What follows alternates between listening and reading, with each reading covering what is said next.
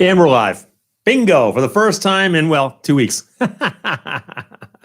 I was so paranoid last week when I went to go live. I just got the spinning wheel of death, and I have no idea why. I had to change rooms, start over. It worked, but, we don't understand the internet. No one does. So who knows what's going on. But it's another Sunday. It is a few minutes before 1 o'clock my time. It's Eastern Standard Time, or it's Eastern Daylight Time, I guess. Amy Jo, hello from Grand Rapids. I love the bridge video. I need to make it back up there sometime. Yeah, thank you very much. I got a lot of nice compliments on the video I shot crossing the Mackinac Bridge in my Viper. And I took my Viper on a very quick round trip. I put 1,000 miles on it in 2 days, Copper Harbor and back.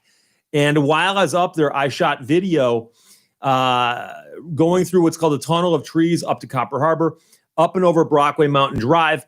And then I was going to shoot some more video coming down the coast of the Keweenaw Peninsula, but the whole road is torn up. So I couldn't do that. So I said, and I came home early. And I actually then figured, I'll shoot crossing the Mackinac Bridge. So I've got 3 GoPro cameras and 3 good mounts. And I mount one through the windshield, one on me driving, and then one on the roof. And the roof camera, I have set extra wide, and it looks really nice because there's no glare off the windshield and so on.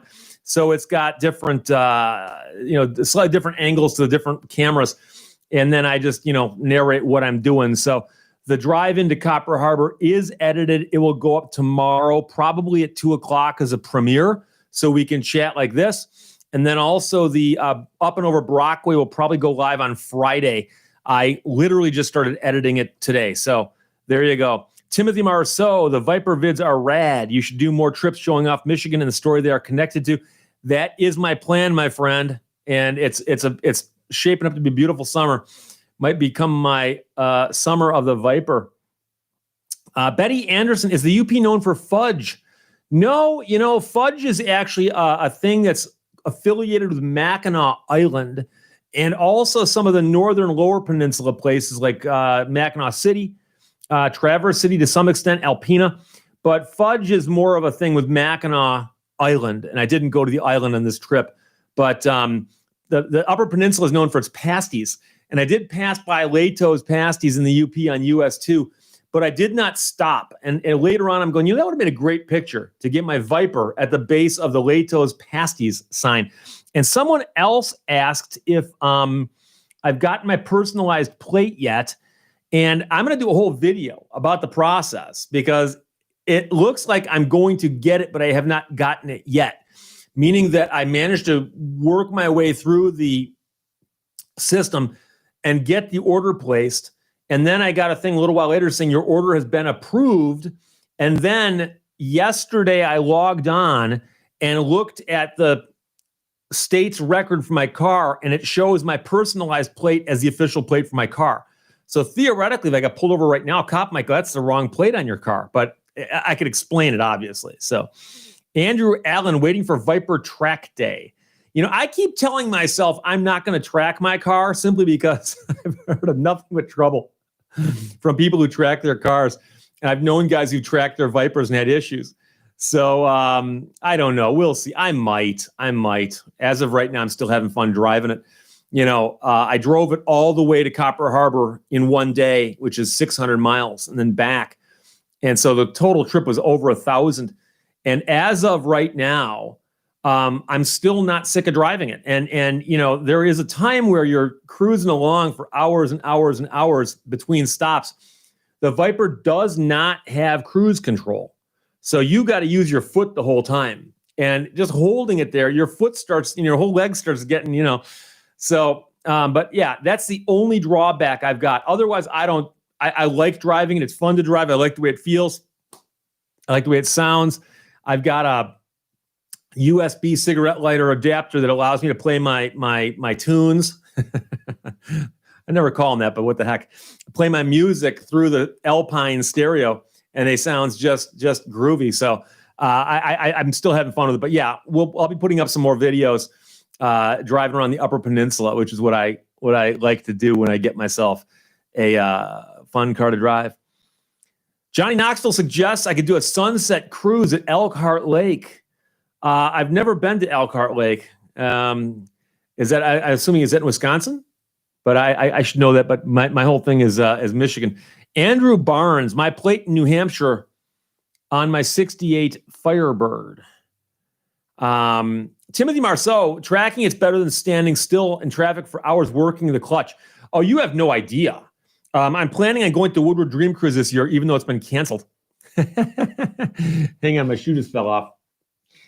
And if we hit 200 people in the room today, I'll show you my shoes. Remind me. But completely lost my train of thought there. But I'm going to be doing some more trips and stuff of that nature. So what was I going to say? Yeah, I got the new tires. Danny Beaupre asked about the tires, and yes, I did get the tires.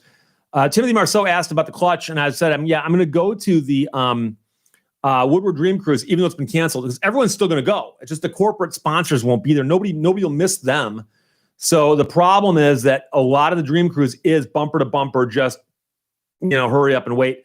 And that's going to be a nightmare with the clutch. But I mean, I went to the Woodward Dream Cruise before my M35 Deuce and a half, and that thing had a clutch with this much travel and sketchy brakes. So that was a lot of fun. They allow, Johnny Knoxville says they allow a cruise of the track at sunset during the NASCAR weekend. That's interesting. I've been on a NASCAR track a couple times with a vehicle. And I wouldn't mind doing that, although, all you got to do is bump the wall one time and there goes the whole side of the car. Eddie Lee, did you get your seat lowered? Not yet. The parts came in, but I was out of town. But my good buddy Mark at Nostalgic Motoring there is going to install the seat lowering kit for me. And he called me and said, Steve, your parts are in. And I said, okay, well, I'm up north, so we'll get together probably this week or maybe next week. Wild Bill 57, oh my God, a true classic with no Bluetooth. My car, it's a 99. It's got no ABS. Okay, I mean, I got to pump the brakes. It has an AM, FM, Alpine, but it does have a CD player. So it's that's the nod to the future. One of the funny things, and I could do a video about this. I'm not sure how intricate anybody really cares about learning of the details of the Viper, but the Viper's got no glove box. It's got a little space here between the seats, and the door pops open, and it's about this big and about that deep. And you can put, like, I put my house keys in there. I'll throw my reading glasses in there, things like that. But it doesn't, there's not much room for anything else, And on the front of the seat, the part you sit on, not the back, but the front, there's actually one of those mesh pocket things that you can put stuff in. But again, you're putting it right beneath your legs, so you can't put much in there either, So if there's anything about the Viper, if you name something that's very, very distinctive or characteristic of the Viper, the interior is cozy. It's very cozy. There's not much room in there for anything. So, Johnny Knoxville, it's not a hot lap or anything, but you can't tweak it just a little. Because when I was on the track at Atlanta a couple years ago, we were told not to speed, but then they put a pace car and said you're not allowed to pass the pace car. So what you'd do is you'd back way, way up until the pace car is halfway around the track, and then you'd floor it. He asked, does the Alpine stereo have a cassette deck? No, it does not. It's got a CD player. My 2002 Ford Explorer has a CD player and a cassette deck from the factory. Both of them work. So that's pretty cool. And I do actually have some tapes I listen to from time to time. I made some drive-in tapes. So Donald Norby's checking in from Alabama. Wedowy? I'm thinking I could be mispronouncing that. Timothy Marceau says, tell me it has a multi-disc changer in the trunk. No, it does not. It plays one disc at a time like God intended. By the way, I've got to... oh, you're right. There's my shoe. I've got two of these. One right, one left. These are Doc Martens. And what happens is I've got like 20 pairs of Doc Martens. They never wear out. And so what happens is I'll buy a pair of Doc Martens and I'll wear them until they get scuffed up and I can't wear them like in public anymore. But I hate to throw them away because they're still perfectly good shoes. So what these are is they become my yard shoes, meaning that I pull the laces out so I can slip them on and off like they're just slippers, and I leave them by the door. And I'm going to run up the garage or run up the shop or run up the yard or walk out and get the mail, and I don't care about, I want something on my feet. I grab these, and these are probably based on the wear patterns. I think these are over 10 years old. So I know they look goofy. I don't wear them in public, but right now everything below this point right here is off camera. So, but I had to tell you that because while we're sitting here, I've got my heels up on the chair footrest thingy. And I managed to get the tongue of the shoe underneath my foot, and I couldn't get my foot back in the shoe. Cop cuffs. Where do you shop for Docs? The last pair of Doc Martens I bought at the mall in Livonia. But I've actually bought them. I've been to the Doc Martens store in London. I'm trying to remember where I bought them, but I've actually bought most of my Doc Martens in stores. I could buy them off Amazon because I know what size I wear. But if I see a shoe store, I like to try shoes on first. I'm always worried because once in a while a company will just change their sizing for no reason. Dennis M, good mowing shoes. Yeah, that's true too. Although I will tell you, I also have old running shoes, and I wear my running shoes out because I'm a heel striker. And so I hit with my heel, and it wears the corners off really, really badly on my running shoes. So I will sometimes save a pair of running shoes to be my yard mowing shoes. But, so 90 knots. Mine have salt all over them from the ocean. I'm sorry, from the beach. Salt. Is that salt from the lake? Because if you're in Grand Rapids, it ain't from the ocean. We don't have salt in our lakes.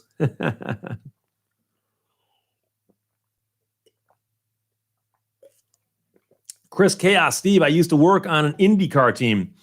Been around Elkhart Lake many times, slow and fast. You'd really appreciate the drive around the track. I will have to check that out. Daniel Kester, where's the Canadian robot lady? She's around. I don't know if she's here today. I actually texted back and forth with her earlier today, but I know she's running errands. I like to tip her off, let her know we're doing this, and occasionally she checks in. Dixie Champagne says it's Wadawi. Okay, thank you. 90 knots, the Oregon coast. Oh, I don't know why. I thought you were in Michigan. Is there a Grand Rapids, Oregon? And if it does, it's just throwing me off. Johnny Knoxville says I'm a pronator. And that's actually probably true. I know they've got technical terms for how your foot hits the ground. And if you watch marathon runners, the ones who actually are at the front of the race, not back where I am, you will see that they don't hit their heels. They're on the balls of their feet, and they also kick really high at on the other side of the stride. I'm running slow, and I'm hitting my heels, and I'm just running for the exercise. That's all. So, but I've seen those articles. And they go, "What style of runner are you? Are you a pronator? Are you this nator? Are you that nator? Are you a Ralph nator?" And they just figure that out. And then you can also choose shoes that are supposed to counter that or else not wear out as quickly. I actually buy trail shoes because they've got more of the black coating on the bottom that lasts longer when you beat them on pavement or anything. So they're not quite as light as running shoes, but they last longer for me. Mark Litt says, nice watch. Thank you for noticing. Every now and then someone notices I'm wearing a nice watch. I appreciate that. I know there's guys out there who are watch people, and there's guys out there who aren't. And there are women out there, all of them, who don't care about watches. It's a guy thing. And Jay Paul says, hey, I'm a slow nader. There you go. And for those of you who are curious, there is, of course, the Dodge Viper cigarette lighter that somebody donated to me. And so that goes on the set back here. And then, of course, I've got the KROQ bumper sticker, which is one of my favorite radio stations on Earth. And then we've got the naval officer's sword from World War I. But the yellow box behind me with a Shepherd Ferry Obey giant picture on it is, in fact, a Breitling watch box. Let's see if I can get that without the glare. There we go. And if you buy a Breitling watch, it comes with all kinds of stuff, including an owner's manual, and then a Bakelite box, which I think is it's like plastic, but it's very, very heavy duty.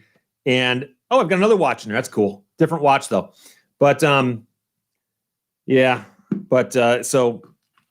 I keep the box and all the packaging, and then every so often I simply rotate the box to get my mileage out of it. So we'll go back with Breitling now, and we'll bring Obey Giant out. Oh, I see there's a bit of glare on there. How do we do this? Oh, there we go. There we go. Okay. But thanks for noticing. Mike Geertz of a 98 Triumph Daytona in my living room. Is that a motorcycle or a watch? I'm joking. I know there's a watch called a Daytona, but a Triumph, of course, is a motorcycle. Fred Hill, have you ever been to the British encampment at the top of Copper Harbor? Are you referring to the Fort Wilkins? Because Fort Wilkins was a U.S. Army encampment. I know that, although I wouldn't be surprised. I know the British were there at one point in time, as were the French. So I've been to Fort Wilkins, many times. I've also there's a really cool lighthouse at Copper Harbor. Been there, and I've also been out on Porter Island, which is the island out in the middle that kind of forms the protective part of the harbor, and Hunter's Point is the other side. So, Gregory Parsons, I'm surprised you don't have a health watch. I actually have had Fitbits, and I've also had Garmin's running watches. I'm not a big fan of counting my steps or knowing what my pulse rate is. I'm pretty certain my heart's beating. To that point, I'm happy. But I've had running watches before, and every single one of them winds up breaking or malfunctioning on me. And for how expensive they are, it annoys me.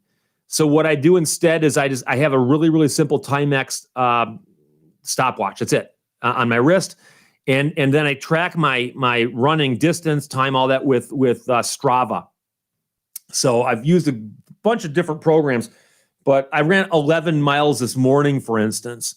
So that's why I've got 2 bottles of Gatorade. This one and this one this morning, because I am dehydrated.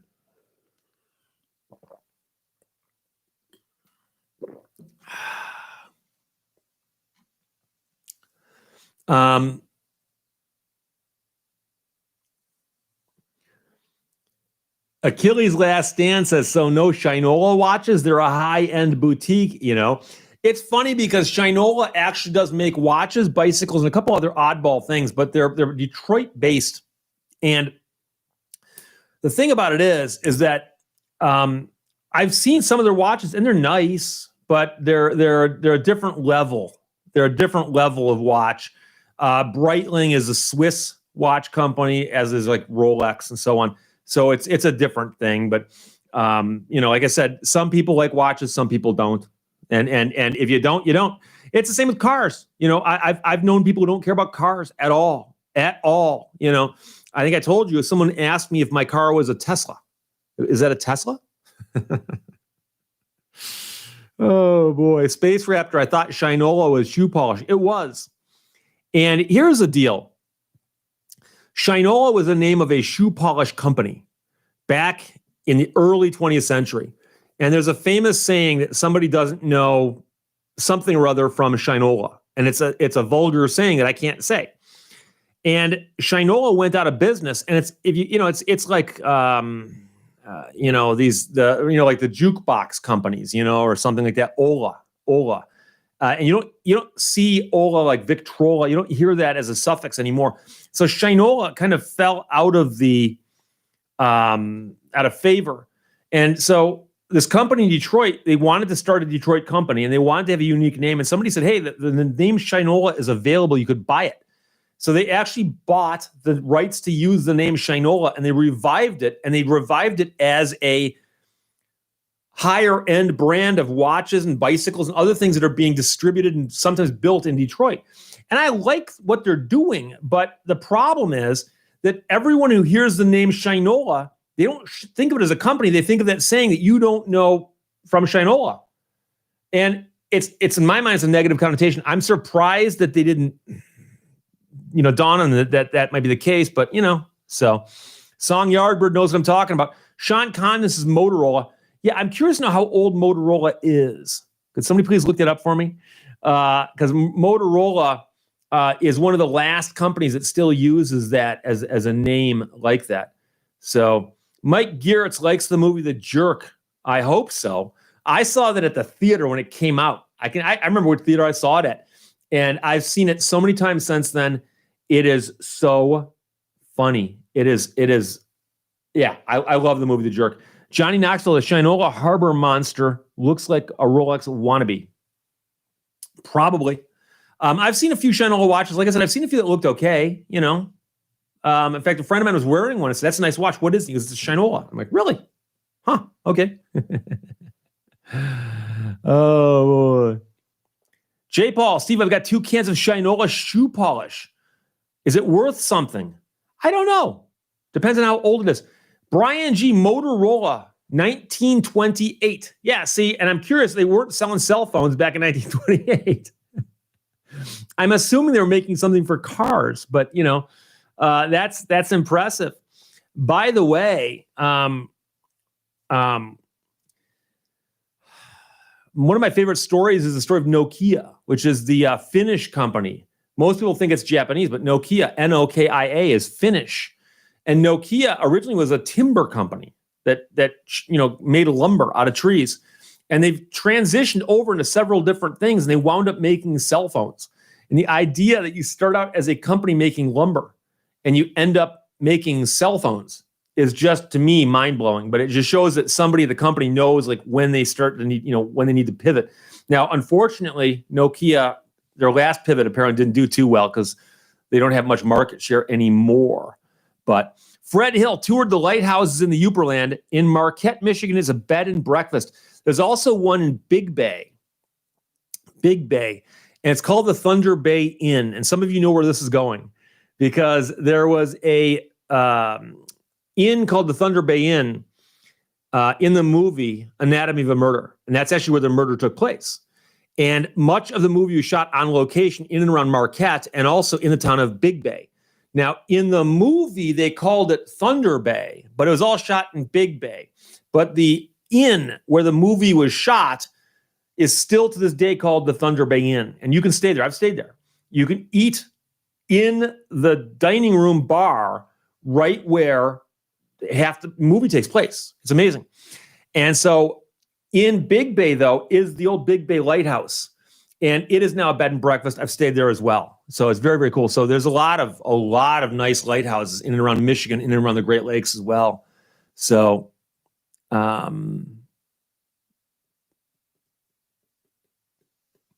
Siegfried Puschel says, yes, I am here.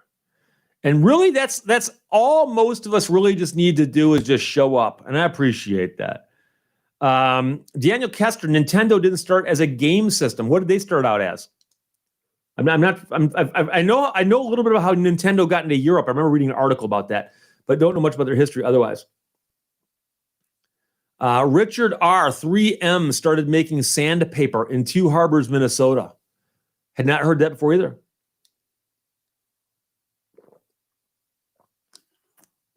Johnny Knoxville asks a question we've all been wondering. Whose idea was it to put onions in breakfast potatoes?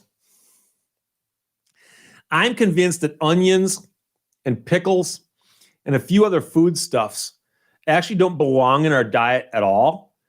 And somebody's making them and they sell them and they put them in stuff.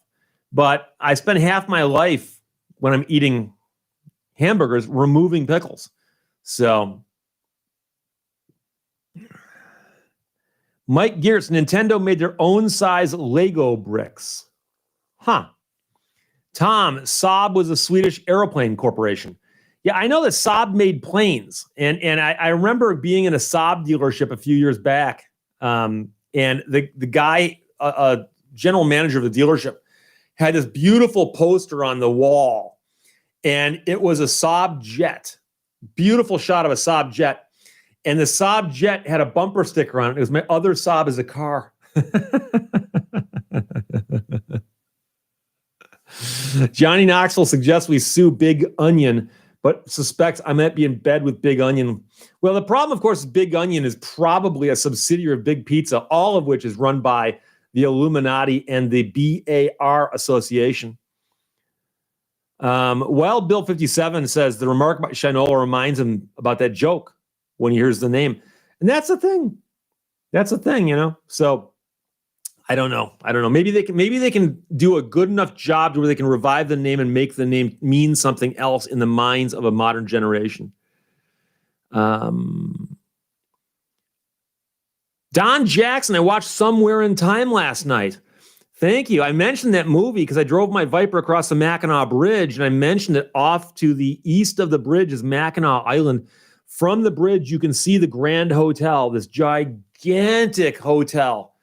And they shot much of the movie Somewhere in Time on Mackinac Island, much of it in that hotel. So if you're interested in anything about Michigan or Michigan history or that, it's a fun movie to watch. It's not a bad movie. It's Christopher Reeve, and drawing a mental blank on the other people in the movie, but it's a romance, and it's a pretty popular movie. So they don't actually say that it was on Mackinac Island, because at one point in the movie, Christopher Reeve leaves his apartment in Chicago and drives to the Grand Hotel, which you can't do. Number one, it's on an island, and number two, they generally don't allow cars on the island. So somebody said up above, I missed it, if I have a running partner, and I apologize. Eddie Lee, do you have a jogging partner? No, I do not. I jog alone. That one thing is to find a running partner, they have to be available at the same time you are and run at your speed and want to run the same places you do. And so there have been times in my life where for a while I had a brother, and we would meet on Sundays and we'd run Pontiac Lake, which is a 9-mile thing out in the woods. The flies aren't biting you. It's a lot of fun. And did that for one summer. But lately I get up in the morning, I do some stuff on the internet, double check, make sure nothing's exploded overnight. And then I just slap on my shoes and go for a run. So it's a lonely business, training for marathons. 90 knots. I want to go to Mackinac Island this summer if possible. Yeah, I'm not sure how much of it's opened back up again just yet. But much of it is starting to open up there. They didn't have as many closures up that far north because the area is more sparsely populated. I talked to the guys over at my friends over at the Minnetonka and Copper Harbor, and they said that most of the businesses are opening up. They're all wearing the masks and doing that stuff. So, James Bond. Hi, Steve. Hello, Mr. Bond. Thanks for checking in. Johnny Knoxville with the weather report from Bad Axe, Michigan, 81 degrees and partly cloudy. And I'll tell you right now that it is absolutely beautiful here in Michigan. We had rain 2 nights ago, but other than that, it's been just sunny and blue skies, pretty much for the last week or two. I was walking across my yard and the grass is growing out of like cement hard ground. I mean, if I wanted to go metal detecting, I wouldn't, because you can't dig in ground that hard. So Buckskin Bill is signing in late from California as usual. A better late than never, as they say. James Rise, hey, Jim from Cincinnati here. Thanks for checking in. I hope I pronounced your name correctly. Ann L said the sound is gone. I see, according to my screen, the sound is still here. So SNG Enterprises says, man, Steve, I love your diecast models. See you on the back on the shelf. My favorite of mine, 69 Chevy Impala and the 67 Corvette Stingray. What's yours? My favorite diecast models? Well, those are my favorite 4 right now. That's Turbine Car, Bobby Isaac's Daytona Charger, Preston Tucker 48, and a 1999 Dodge Viper. But yeah, and they all have special meaning for me because I wrote books about the first 3 and I own one of the last. So Fred Hill, at one time, Copper Harbor was one of the biggest producers of copper in the U.S. Not Copper Harbor. Copper Harbor is north of the main area where copper was produced. Michigan certainly led the nation in copper production. I think it's like the 1920s or 30s. Actually led the world. And most of the copper out of the copper country, as they call it, came out of the Calumet area down to Hancock. So there's about a 10-mile range. And there's also another set of mines, Champion Mine down in Painesdale. But primarily, it was the Quincy Mine and the Calumet and Heckle Mine are the two big producers. And so they're about 30 to 40 miles south of Copper Harbor. Copper Harbor was named that because when the first European descended explorers got there, there's very, very prominent green rock, and they recognized that the green rock was copper ore. And there's a stripe of green rock that goes off into the harbor, and it shows up on early maps as Roche Verte, which I believe is French for green rock. And so it got named Copper Harbor. And there is copper. I mean, you can walk around and find copper laying on the ground up there. It's the craziest thing. But it's not as common there as it is down towards the Houghton, Hancock, Calumet area. Keith Gregory, Steve, my wife says hi. Well, tell your wife I said hello back. Appreciate that. Eddie Lee, what brand running shoe do you prefer? I wear Asics. Asics. I've been wearing Asics my entire running career, going back to the early 1980s. And I'm not saying they're better than, like, say, Adidas or anybody else, Nike. I just have owned Asics. They've always treated me well. And I've got, I bet I've probably burned through 5 pairs a year. And so, add that up over time. I've bought probably hundreds of pairs in my life. So I like Asics running shoes. Shiru is, are aerial fireworks legal in Michigan? Yes, they are. Yes, they are. Don't get me going on that. I've done videos on this.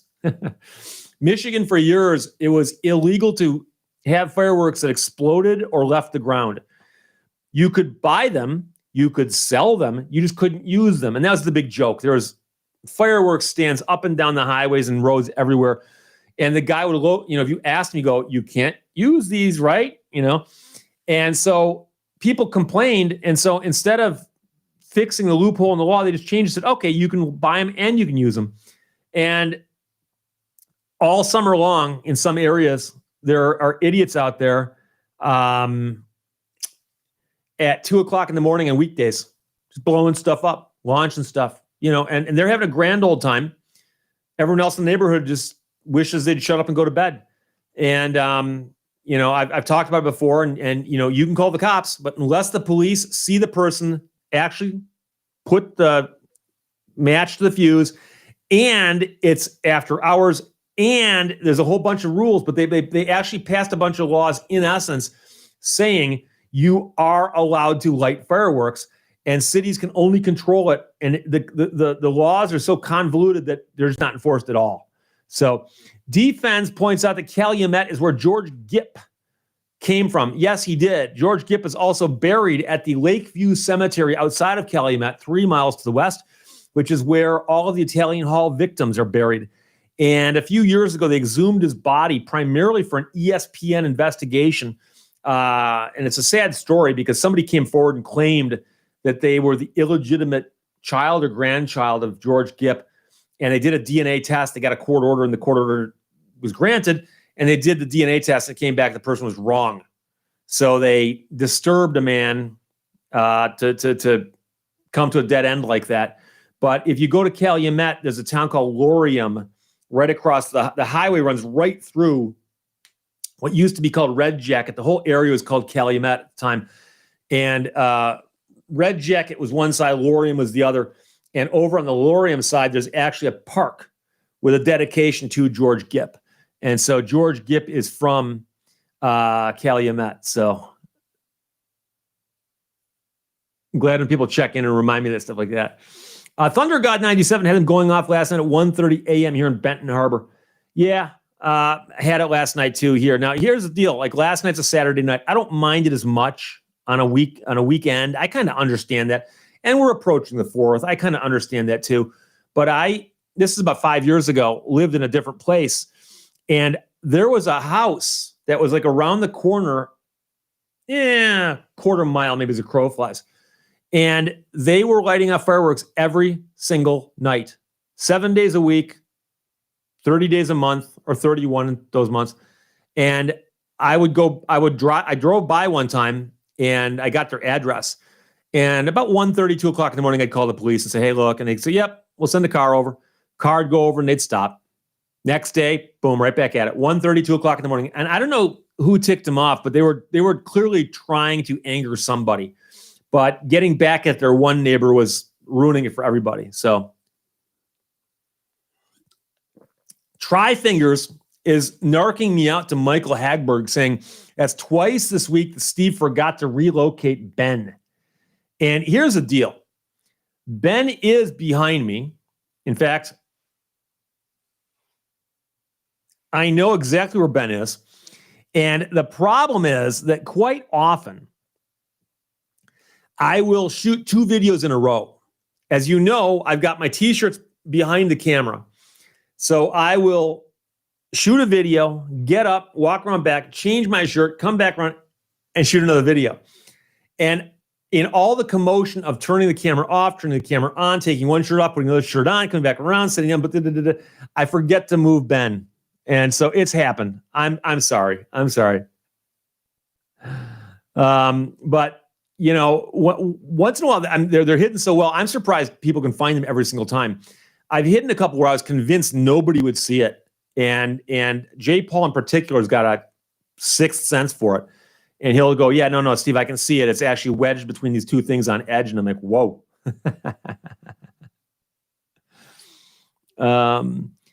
Matt Tripp, Steve, greetings from Salem, Michigan. Salem, Michigan. Where is that? Is that lower part of the Lower Peninsula? I am not familiar with it. Sub GR77, Steve Leto checking in from Davison. Thank you for checking in.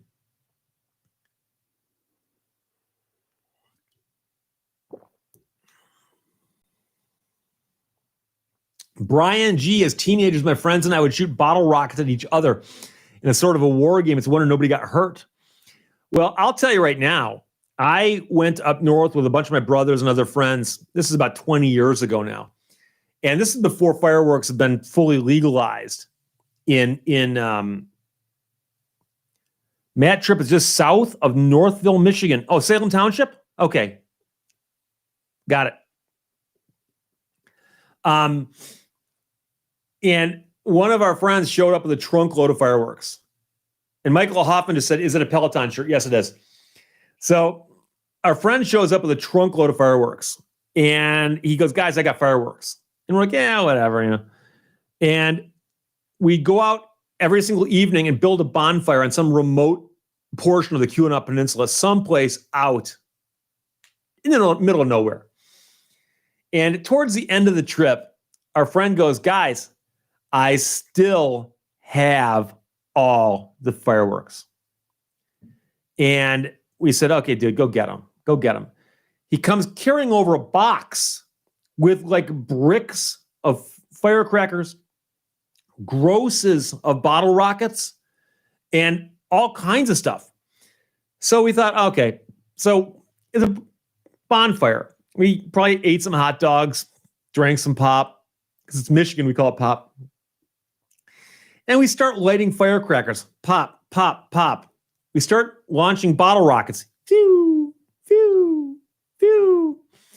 We quickly realize that we are not making a dent in the fireworks collection at all. I don't know who started it, but somebody threw a whole pack in the fire. Pop, pop, pop, pop, pop, pop. Somebody throws another whole pack in the fire. Pop, pop, pop, pop, pop. Somebody throws a package of bottle rockets into the fire.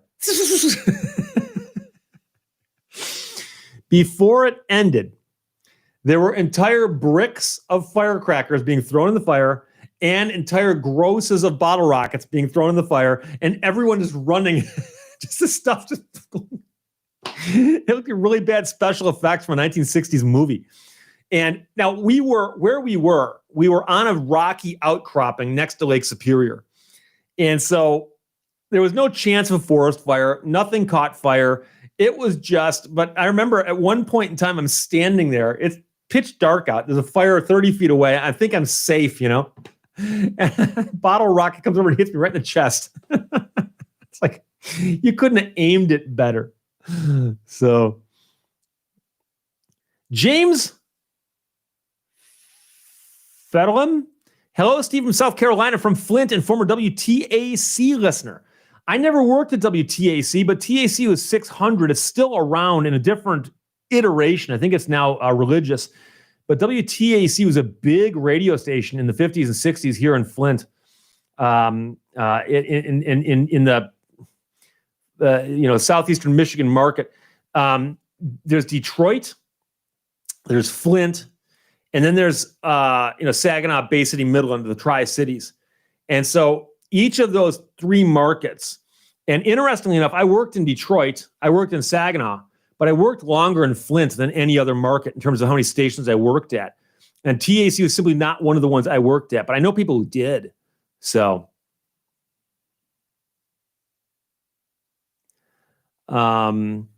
Fred Hill, all the Great Lakes are fresh water. Oh, you bet they are. The Great Lakes, for the most part, the further upstream you go, because they basically, flow together out St. Lawrence Seaway. Lake Superior is not just fresh water; it's some of the cleanest water on earth. So, Shiru is beer and fireworks don't mix well. Yeah, the funny thing is that none of us drink.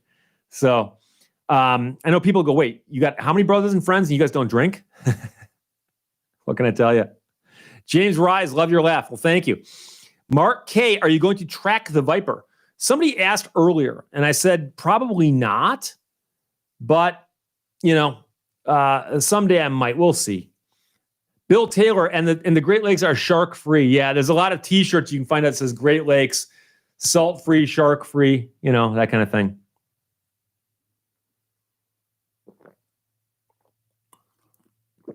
Defense, lampreys, yeah. Sea lampreys are a big problem that came into the area in, I think, the 70s. And they're these big fish with these really gross suckers, and they'll latch onto the side of a fish. It's like an eel. And then they basically leech off the fish till the fish dies. And occasionally you'll find a beautiful big fish washed ashore with a big hole in its side. It looks like it got shot, and it's crazy. But they infested the lakes. They are doing things to try to control them, but they're out there. Somebody asked a question, and where was it? Which Flint station were you on Saturday morning? WFDF. I was on WFDF, which is 9:10 a.m. for several years, doing a talk show after I got out of law school, which I'm guessing was around the early 90s, 94, 95, 96, right around there. I was there for several years. In fact, I was there at the station at one point in time when they were still in the Genesee Towers, and that building's not even there anymore. So in the Genesee Towers, and then the station moved and went out to Flint Township. And I was out there for a few years. And then finally, 9:10 a.m. got bought by Radio Disney. And Radio Disney is based out of Detroit. And even though the 9:10 a.m. signal is licensed to Flint, they worked out some kind of deal to where they could up the power in exchange for somebody else dropping power someplace else. And long story short, Radio Disney took it over. And so I wasn't there at that time. But Tri-Fingers, fireworks, does anyone remember cherry bombs? Yes, or M80s. Guy came by the gas station one day in the summertime. He's selling M80s. They were outrageously expensive. I forgot what they were, but they were expensive. And the guy goes, no, but these are the real deal. These things. And we're like, yeah, how do you know? And he goes, you got someplace I can light one? And we're like, sure. And he goes, no, guys. He goes, when this thing goes off, it's like a bomb going off. And we thought he was just pulling our leg. So behind the gas station, there was an alleyway. You go, let's go back behind the gas station in the little alleyway and light it off back there. He goes, okay. We walk back there. Guys lights it. He goes, we all step back and boom. He's like, now, how many of you guys want to buy? We're all spending all our money buying these M80s. But after you blow a bunch of stuff up, you start realizing, it's only so much fun. So, Iato, 2001, have got to go. Good show. Thank you for checking in. Glad you were here again. No one's required to be here for any length of time. Check in, check out, drop in. I don't care. I appreciate that. Thomas Cass, did you live near Lake Gitchigumi during the wreck of the Edmund Fitzgerald? No, I lived in Lower Michigan. But the Edmund Fitzgerald sank, was it 75? And the interesting thing about that, I actually just talked to a guy about that a couple days ago. When I was up in the Upper Peninsula this week, I visited a friend of mine named Mitch Lake. I'm kind of surprised Mitch isn't here right now, but he's probably out on his bike someplace. And Mitch Lake does the mornings at WMPL in Hancock. And I told him I was in town. He goes, come swing on by. So at 6 a.m., I walk into the studio at WMPL. He's not there yet. So then Mitch walks in and says, hey, Steve, you're here early. I said, well, you know what can I tell you? So we sit down and he goes, yeah, let's just, you can be my guest. We'll talk on the air. So Mitch and I were talking, and we were talking on the air and off the air because he's playing commercials and stuff too. And we were talking about different, work, because he's been in radio for a long time. And I worked in radio in the old days, as well as more recently. We were talking about the AP wire. And the AP wire is the Associated Press wire. And in the old days, you had a teletype machine in the newsroom, and you put spools of paper into it and would just sit there and print constantly. And you'd go in there and you'd read the stories, and they would update the stories. And like once an hour, they'd put up a news thing, and then they put up the weather. And it was all on this wire that came in. And if a big news story crossed the wire, as they said, there'd be a warning bell on the machine, and it would ding. And you'd hear it go ding, and it might ding to let you know there's like a tornado warning, for instance. And occasionally, it would ding twice because something they thought like you'd really want to know this. And Mitch told me, he goes, Steve, I was a disc jockey on the air spinning records the night that the Edmund Fitzgerald went down. And he goes, and that's the only time I remember the AP wires going ding, ding, ding, ding, like a big story. And the Edmund Fitzgerald had, was it 29 people on board? I should know the Gordon Lightfoot song, as Betty Anderson points out. But the number of people who died is not as large as, like, say, a big plane crash or something. But you don't hear about big ships like that going down on the Great Lakes like that. It's just so unusual. And the weather was horrific. The storm they were in was one of the worst storms they'd seen in decades. And a couple of interesting things about it. But he said that he had friends who were in Sault Ste. Marie. And he said that he actually got on the phone and called them to see if they had any more news besides what was coming over the AP wire. And he said that they were like, oh, but, we don't know much more than you do, but you're not going to believe how bad the weather is right now. So it was a crazy thing. Johnny Lightning confirms it was 29. So that's correct. Thank you very much. Mike Garrett's the church bell rang 29 times. That's I had that in my head, but I wasn't sure. I'm always curious. But I can tell you that the only time I remember being on the air and having the AP Newswire chime like that was a Saturday morning. And I was on the air the day after JFK Jr.'s plane crashed off of Martha's Vineyard. And you might remember that his plane crashed in the evening on a Friday night, but they didn't announce it till the next day because they weren't really sure what happened.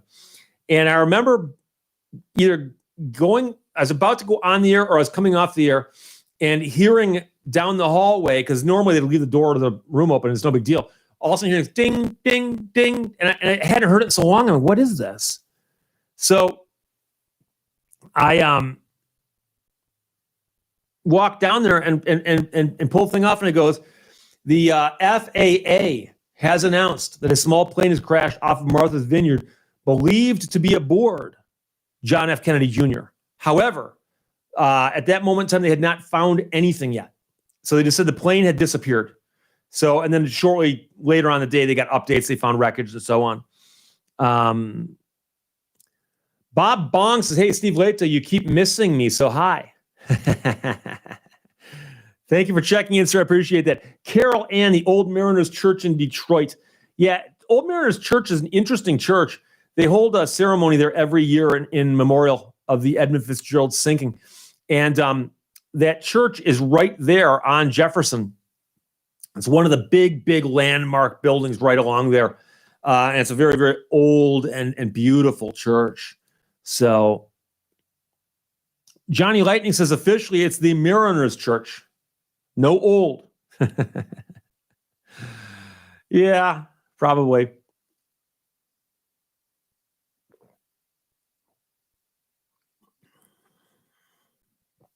Ghost Shadow says Microsoft bought Nokia, killed the company, and sold the rights to the name. Did they really? Oh, that's rough. Thrift store hacker, you enjoying the Viper? Yes. And I posted a video crossing the Mackinac Bridge. It's a short video, but I shot longer videos. One will go up on Monday. One will probably go up on Friday. I finished editing the one that'll go up on Monday. I just started editing the second one. Longer videos, but more driving, kind of cruising around. So, Brian G, do you have a Gatorade sponsorship? No, I do not. But I ran 11 miles this morning. So Duncan Campbell now says Microsoft only bought the phone division. The rest of the company is still going, which might make sense. I have to look these things up. Shiro is blows my mind. Some of the things found in the lakes makes me want to scuba dive. Yeah. Here's the thing. The lake levels are really, really high right now. Very, very high. It's unusual. But when the lake levels drop, or if there's a lot of change, they'll even find stuff washed ashore. And they found a bunch of stuff up around the Traverse City area, buried in the sand, in the water. Every so often they'll find like an old shipwreck or something where a ship ran ashore, crashed, broke up, got buried in the sand, and every few years it gets exposed or something. It is crazy. Let's see here. Dan Busey, how old are the tires on your Viper? Currently, they are 10 days old, I believe. They were 21 years old, and they got them replaced. So I took off the old tires, which had the durometer of old skateboard wheels. Just hard as rock. And I got them replaced. So I've got brand new tires in the car, 10 days old. They got about 1,000 miles on them. So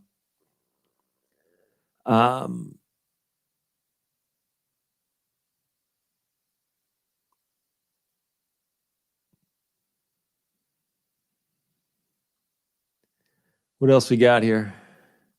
Not sure. Yeah, new treads.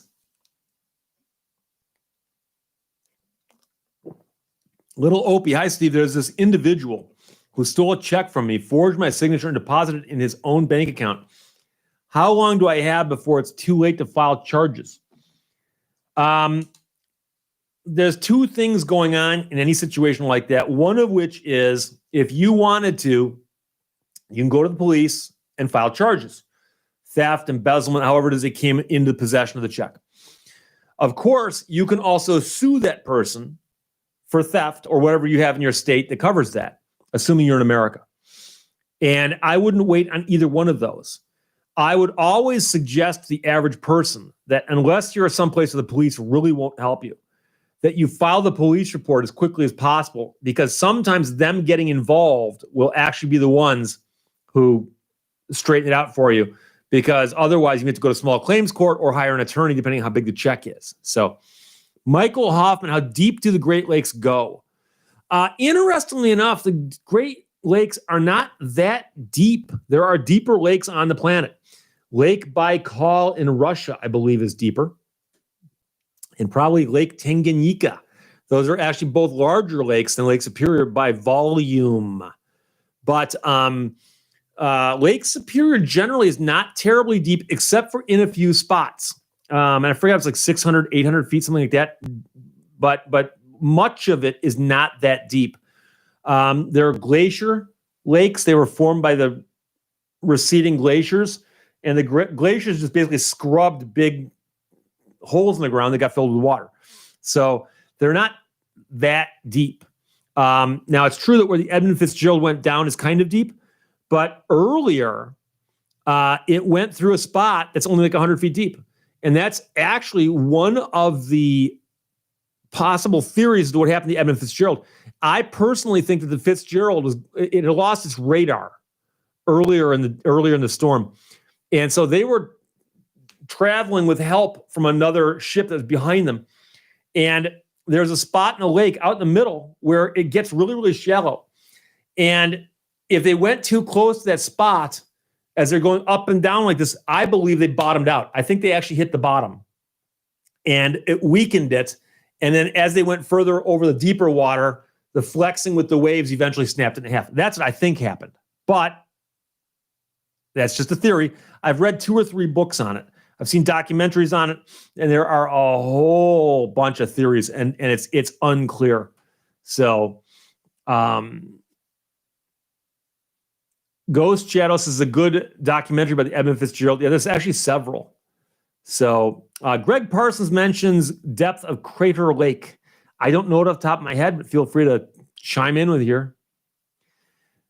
Eddie Lee, do large freighter ships still travel the Great Lakes? Yes. Iron ore boats, primarily from Duluth. And if you go up, like, say, Brockway Mountain Drive or on the Keweenaw Peninsula and just simply watch on the horizon, you'll see these boats going by all day long. And they'll go from Duluth down to Detroit or down to Cleveland and just back and forth all day long like that. And if you go to, like, the Sioux Locks, it's another place they all have to congregate there. You'll see a lot of ships going through, tons of shipping, a lot of shipping still on the Great Lakes. Johnny Lightning, the deepest spot in Lake Superior is about 1,300 feet. That sounds about right. But if you get a map of Lake Superior with depth charts on it, you'll see that much of it is nowhere near that deep. So Sean Condon says the deepest known waters on Earth are in the Mariana Trench. You know how high a 747 flies? That's about how deep the Marianas is. There's an interesting recent debate about that, because that is considered to be, and has been considered for many, many years, to be the deepest spot on Earth. But much of the oceans are not mapped. And strangely enough, they have now found places that are in the same category. And I read a really good article. This is one of those long articles on the internet about a guy, a really, really rich guy, who built this submersible specifically so he could go visit places like that, which is how you know you've got too much money. And he was going out and doing that. And along the way, he was doing research. He's going, wait, how do we know this one's the deepest or that was? Because he wanted to dive the deepest one in each ocean. And they ran into a bunch of issues figuring that stuff out. He brought along some oceanographers and so on. James Rice, or Reese, Arthur Anderson, that's the name of the other ship that was out that night. The Arthur Anderson and the Edmund Fitzgerald left Duluth at around the same time, the same evening, and they were aware of each other, and they knew they were going into some bad weather. And as they were traveling, the Edmund Fitzgerald's radar malfunctioned. And they let the Arthur Anderson know that. And so the Arthur Anderson was in constant or, relatively busy contact with the Fitzgerald, helping them, navigate, because there are, like I said, some shallow spots out in the middle of the lake that are deceptive.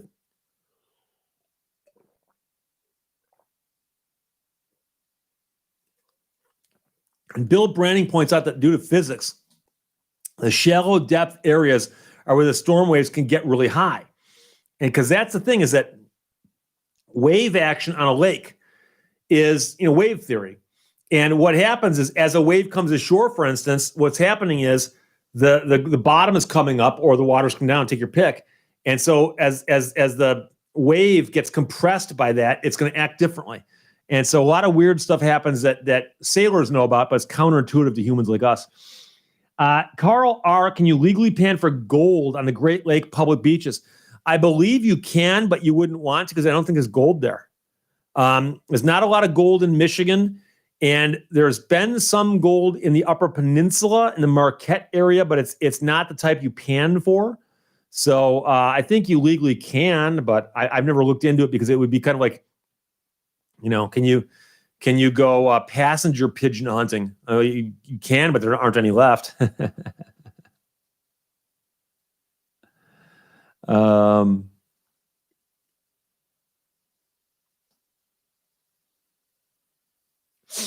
Jim Naden, it's his money. Let him do deep sea research if he wants.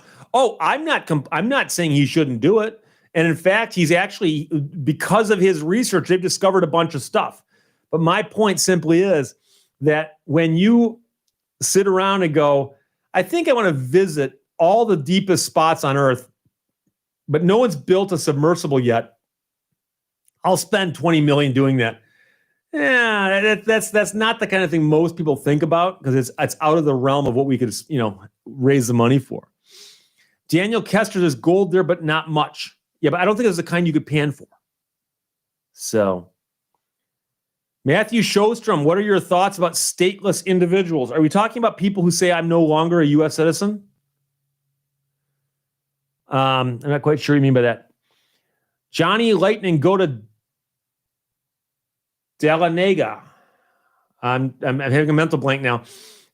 Georgia paying for gold, started the first gold rush in the U.S. Yes, I knew that because, believe it or not, there was actually a mint in Georgia briefly, coining gold coins. And the mint mark, I believe, was a D, and it was before Denver. I could be correct. Thanks for pronouncing my last name correctly, Jim Naden. I got that right? You never know. Steve Thompson, you pluck or shave the hair that grows out of your ears? I don't see. Here's the thing. As of right now, of course, now I'm gonna get cursed by this. I don't have hair growing out of my ears, so it hasn't happened yet. Occasionally, I get hair growing off top of my ears, which might be too much information, but I just when I'm shaving, I just make sure that's okay. And I'll admit, I don't want to become the guy with the Mickey Rooney eyebrows. So I always make sure that when I get my hair cut, to make sure that these are in line. I don't want to look like Olivia Wilde or anything either, but I do from time to time make sure that they're under control. We've all met the guy, the 75-year-old man who's got the eyebrows that are doing this. Matthew Shostrom says people who have zero citizenship for any countries in the world. Yeah, I believe if you wanted to, you could renounce your citizenship and leave, but where do you go? And then how do you travel? Because most countries would require you to have a passport to cross the border. So, Fred Hill, in Colorado, we have gold and silver. Yeah, Colorado's had a whole bunch of precious metal rushes. Ilya Alawa says Finns are famously the least hairy people in the world. That might be true. I've never heard that phrase like that, but that's true. Ram 50 V8, I think you meant Andy Rooney. Did I say Mickey Rooney? I bet he had him too. Concerts, coasters, nitro. Did you buy tires of Viper yet? Yes. In fact, my phone's turned off. I have to turn it back on again. Give me a second. Ray Leps, time for cycling. Actually, going to go outside and bike?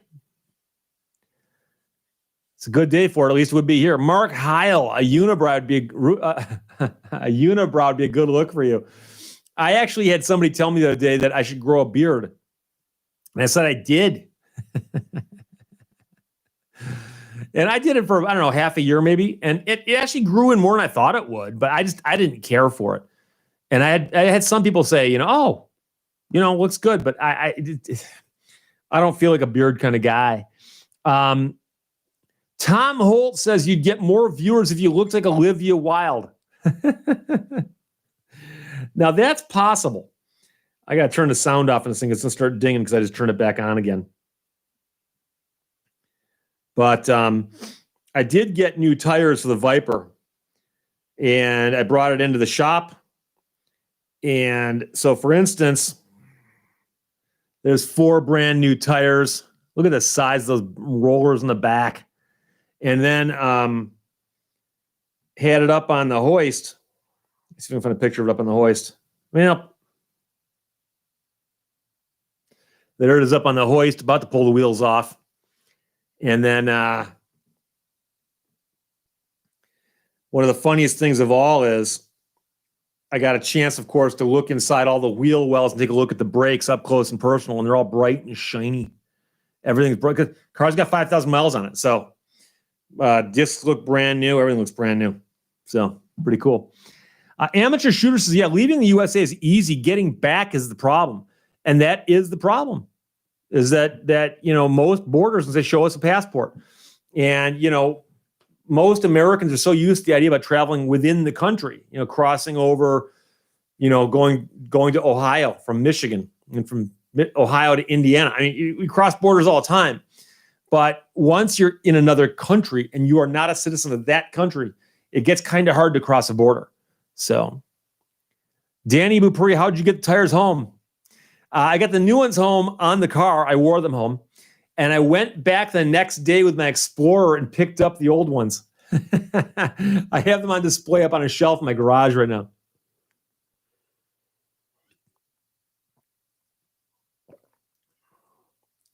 Torbar says there are people born in countries from parents who are not citizens, and in some countries they do not get citizenship from the country they're born in, nor the country the parents are from. That's possible. And, I can tell you this, that everyone knows that the Constitution says if you're born here, you're a citizen.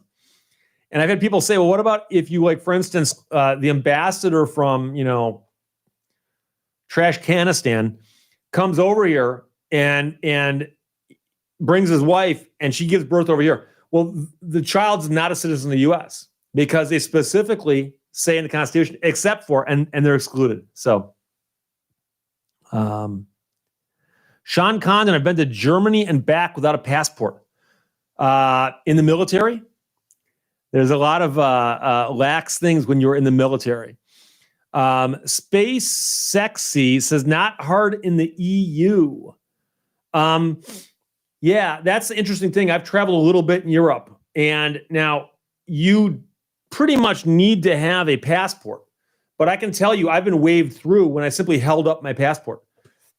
And I was traveling, I think, in Switzerland, and going through the border from Switzerland back into France, I believe, that they actually have a line and it says U.S. passports, and then and I can't remember if U.S. by itself or it was U.S. UK, but so I remember getting in line, and U.S. passports are obviously dark blue, and different countries have got different colors, and you see a whole line of people with dark blue passports. And I remember being waved through, and I remember at the time going, I kind of wanted to get the stamp, So, oh boy. Matthew Shostrom says the United Nations estimates there are between 3.5 to 10 million stateless individuals across the globe. Are those stateless by choice, or are some of them stateless due to their circumstances? I'm curious. Bill Taylor, if you are a U.S. citizen, don't they have to admit you back into the country? Well, the problem is if you don't have a passport, how do they know? So, Mark K, are you going to do any tuning on the Viper? I'm not going to do anything radical to it. I've considered doing some minor things to it. There's a couple common tweaks people do that'll boost the power a tiny little bit, but I'm not going to do anything crazy like bust open the engine and drop in a bumpier camshaft or anything. Drop a blower into it. I actually met a guy who's got a supercharger on his Viper, and it fits under the hood. It's and pop the hood, and there's all this really cool plumbing and technology, and it's very, very cool. MH08, what about the guy who lived in the Paris airport for years? I don't know how he lived there. I remember that they made a movie with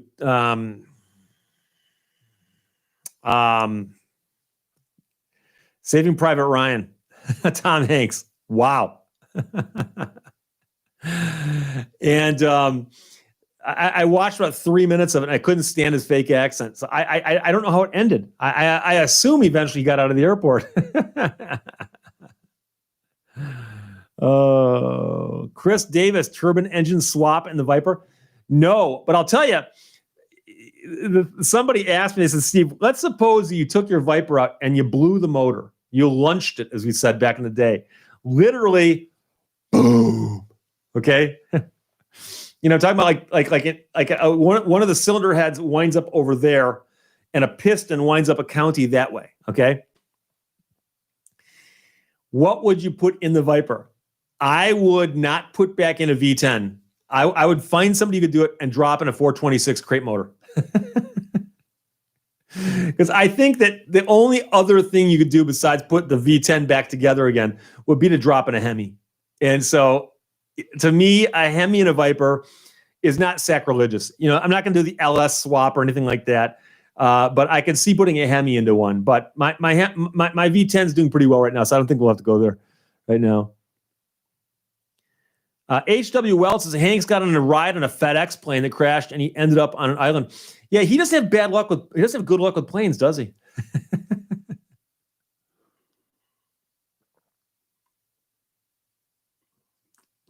And wasn't Helen Hunt his wife who decided to bail on him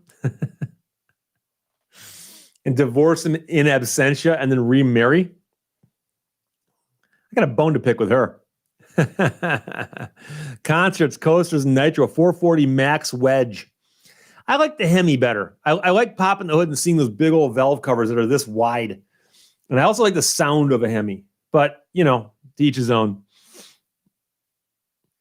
Matthew Shostrom says, some by choice, wanting to be stateless, wanting to marry someone whose country require you to be stateless, et cetera, et cetera. Yeah, I'd be curious to know what the stats are on that.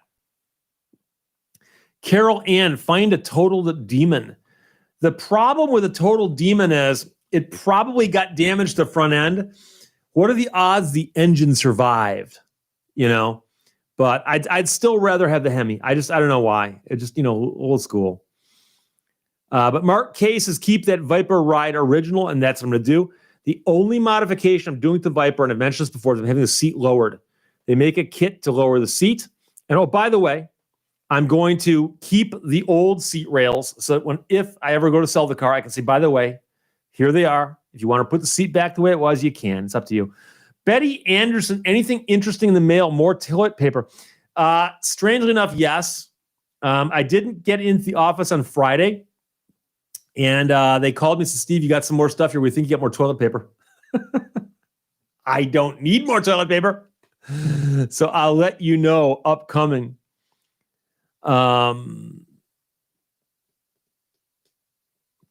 Johnny Lightning, new Hemi or old school Hemi? Well, I would just go the 426. I mean, you can buy a 426 crate motor from Mopar. And I'm not sure how modern it is, but I'm talking about, I don't know if the carburetors would fit though.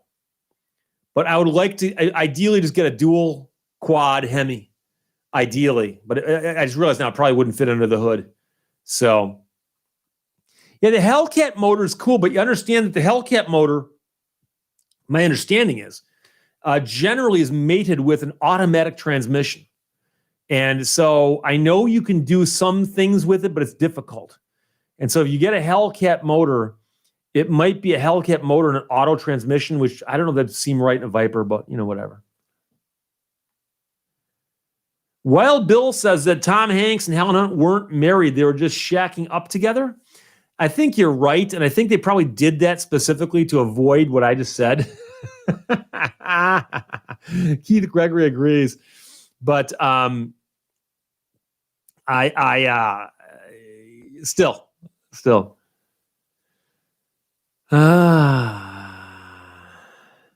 Ram 50 V8, Steve, I'm sitting in my shop an original unmolested 1980 Chevrolet Citation.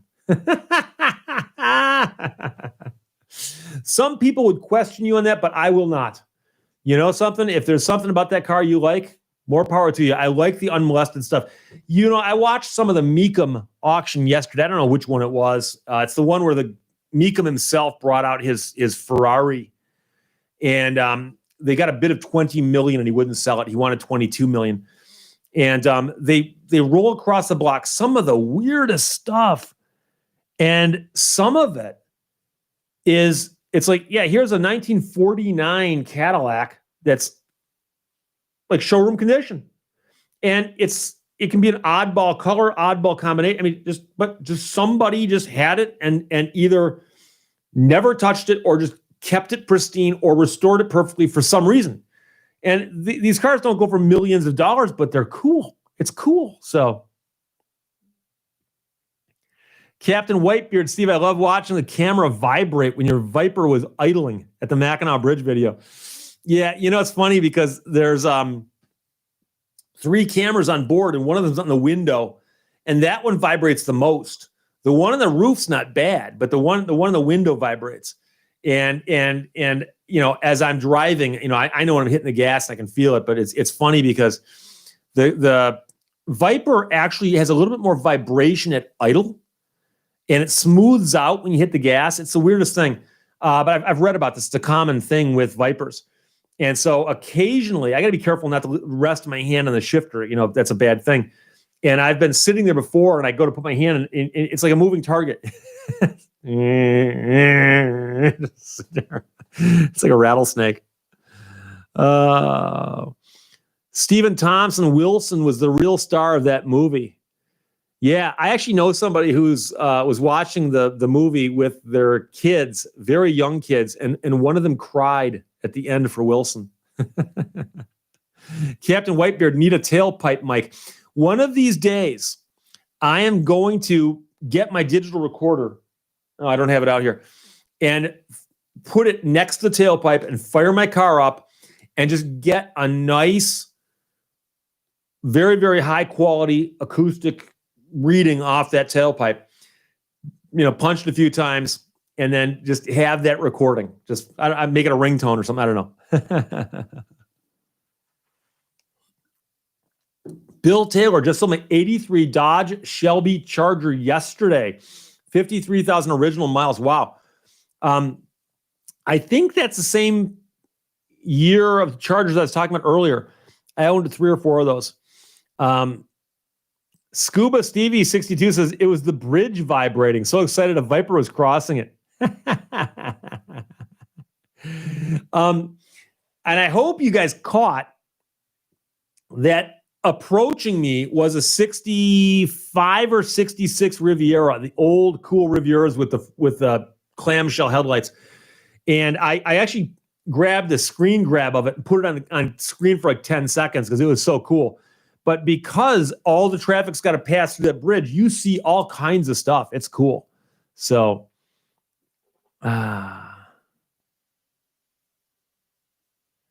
Captain Whitebeard, have you had your canoe out much this year? No, I have not. So one of these days I will. Bill Taylor says 63. I think it was a 65.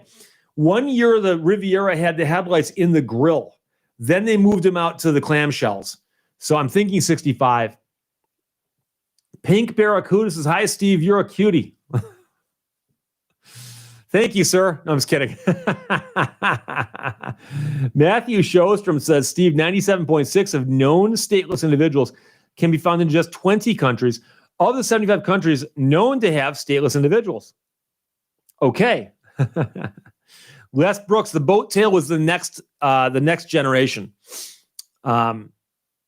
Mike Geertz, I'm going to watch that video again just for the Riviera. It timed up perfectly as, if you want to fast forward through it, there's 2 towers on the bridge. I cross underneath the first tower, and just as I'm crossing the second tower, it's right there. So you can't miss it. Buckskin Bill is a Shelby Charger faster than a Plymouth Volare. It's like, what's faster, a shopping cart from Target or a shopping cart from Kroger? I mean, I don't know. No one's ever asked before. Wild Bill Riviera is definitely cool. And my brother had a Riviera when we were in that age in high school and a few years later. And his had a 401, and he did a bunch of work on it. And you could get him with a Wildcat motor, like a 425, I believe. And so, yeah, they did some performance stuff too. Mark K, gotta go. Time well spent here. You rock, Steve. Post a pic with your mullet. I didn't have a mullet. You're thinking the other guy. Referring to the Def Leppard pic. Actually, in the Def Leppard pic, I don't think I've got that on me. I don't. I've actually got like a thicker hairstyle, but I'm with the guy, 2 of the guys from Def Leppard, some guys from a radio station. A couple of them have got mullets, but I didn't have a mullet. I was an attorney at that time. This is after I went to law school.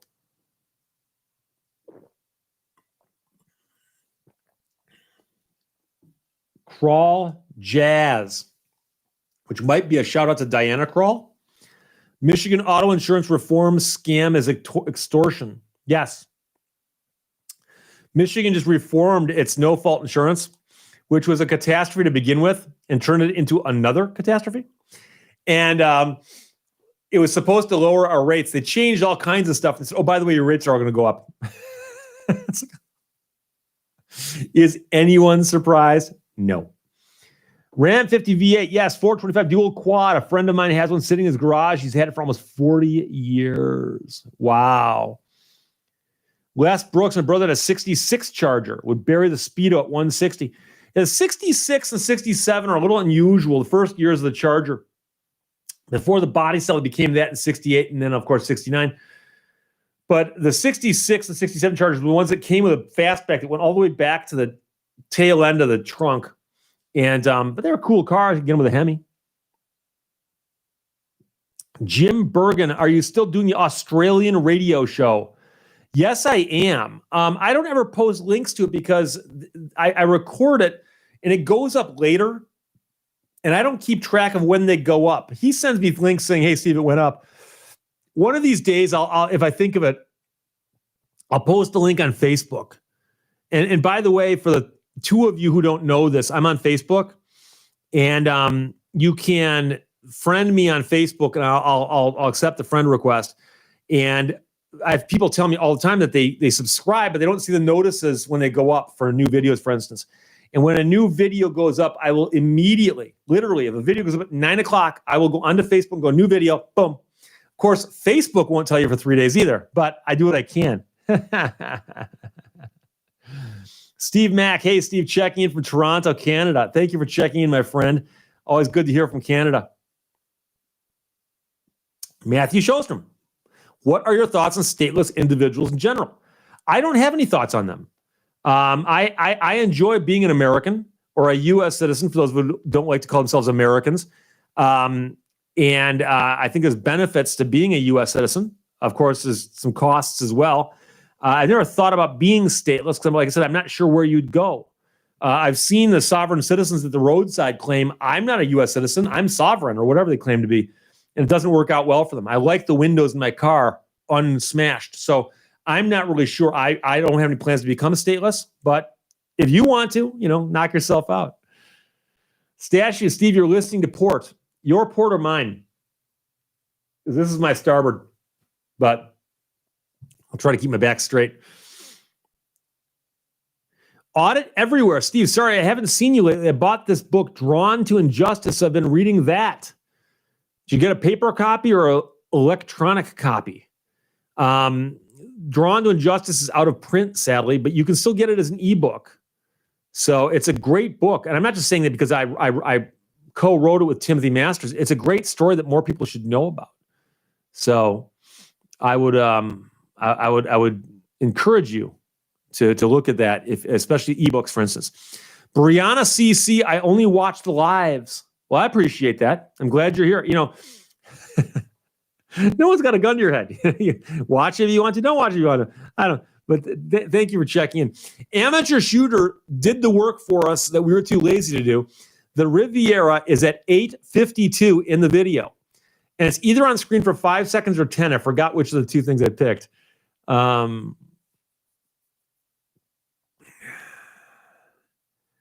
H.W. Wells says, being an American goes from the tip of Peru to Canada. Yeah, except that if you ask a Canadian, are you American? They'll say no. So, Audit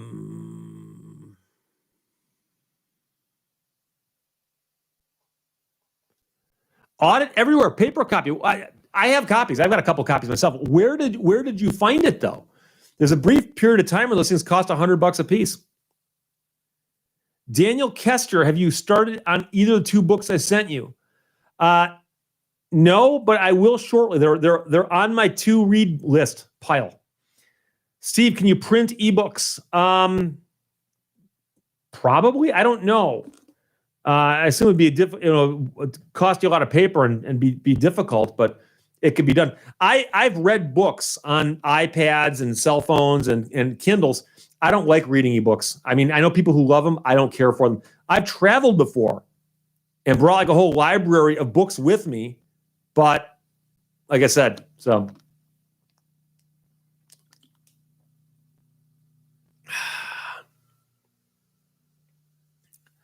Audit Everywhere bought it on Amazon, paid $16 for it.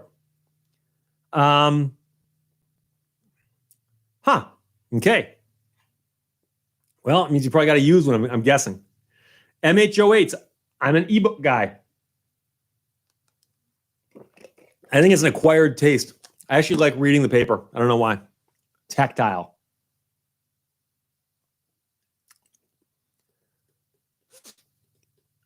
James Fettelham, Steve, my wife and I are common law married here in South Carolina.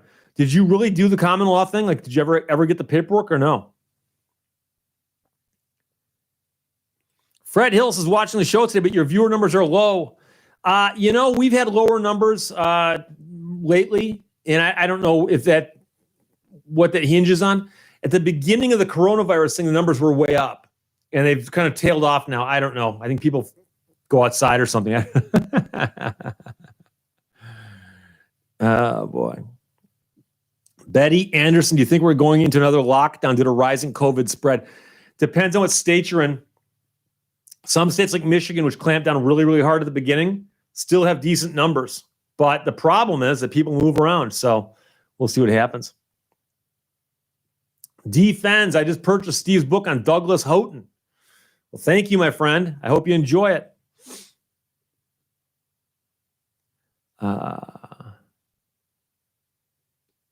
Dixie Champagne, I got a copy of Drawn to Injustice from a Goodwill Amazon vendor. Yeah, they printed, I think, I don't know, 10 or 15,000 copies. I mean, the copies are out there, but they're just, Bill Taylor, can you sell no soliciting signs door to door? You know what's sad is you can put up a sign that says no soliciting, and people can come up and knock on your door. I mean, you can call the police and say they're trespassing. The cops are going to go, tell them to get off your property. So,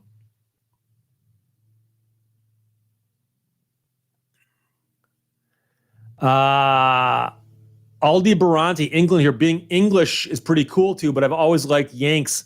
Is that epithet or is that an okay?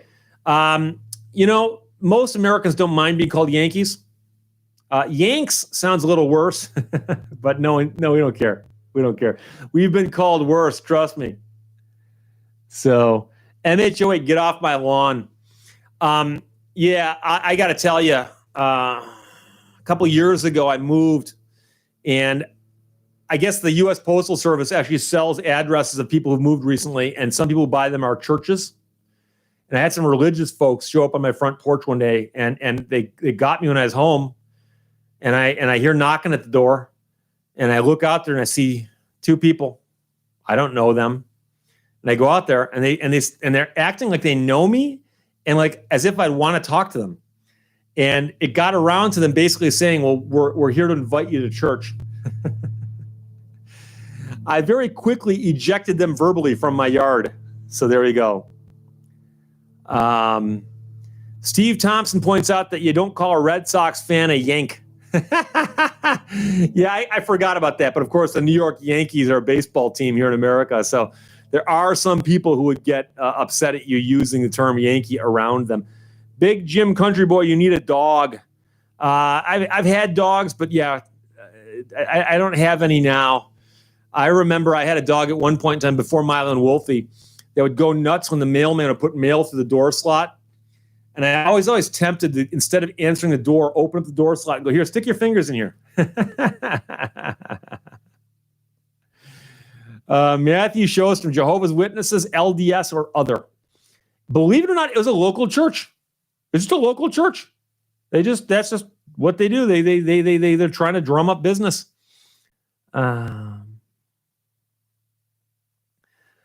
Beata Graf Avdahagen says, I moved back to the town I went to high school and I got the greeting. Then they remembered who I was. We had a laugh and they left. At least they left on good terms. I have a sneaky feeling that after I told these people to get out of my yard, the way I told them, I have a feeling they ran back to church and warned the deacons that we all need to get together on Sunday and pray for this one guy who apparently doesn't like people visiting him. Amateur shooter suggests a hose above the front door with a valve inside. There you go. Hey, I hate to do it to you, but we've been on for an hour and a half. My throat's starting to get scratchy, and I'm all out of Gatorade. So we're going to wrap it up. But I'll talk to you guys again next week. So talk to you later. Bye-bye.